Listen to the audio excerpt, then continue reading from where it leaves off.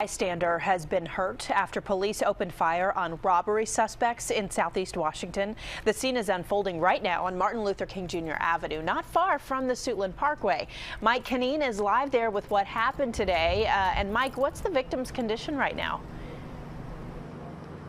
D.C. Police Department officials tell us the injury was non-life threatening, but when I last spoke with a department official in the last hour, she could not give me any further detail about his medical condition. But a barber here at the Next Level Cuts barber shop told me earlier today that the victim was a man in his 20s, a regular at the shop, and he was shot in the hip. And according to folks coming out of the barber shop, they say he was sitting in this very first chair when he was hit. They say he was conscious and breathing when he was transported to the hospital. Let's go! Let's go! About a mile away from the incident, at a prearranged mayoral news conference at the district's Homeland Security headquarters, D.C. Police Chief Kathy Lanier detailed what led up to the shooting. Around noon, she says, a store owner flagged down officers to report a robbery. Those officers tracked down the suspect vehicle, which got stuck in traffic on the 2400 block of Martin Luther King Jr. Avenue, and she says the three suspects fled on foot. One of the suspects involved in the robbery had a handgun in his hand and ran in the direction of another incoming police officer. In that exchange, officer opened fire.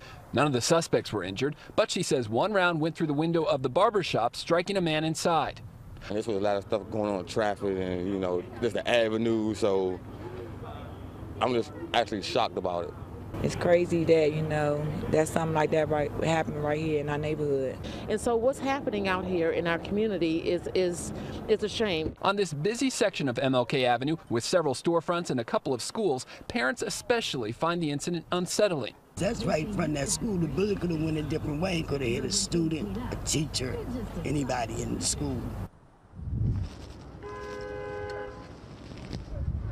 After being closed all afternoon, you can now see traffic is flowing on the southbound side of MLK Avenue. Northbound lanes on this block still remain closed, but sidewalks have reopened. MPD says the three robbery suspects were all taken into custody. None of the responding officers were injured. Lanier emphasized today that that officer who fired his weapon that led to this bystander getting shot, that he did so directing that toward the suspect after telling the suspect to drop the weapon. She emphasized that today at that press conference, but we're still told that officer, following protocol, will be placed on paid administrative leave.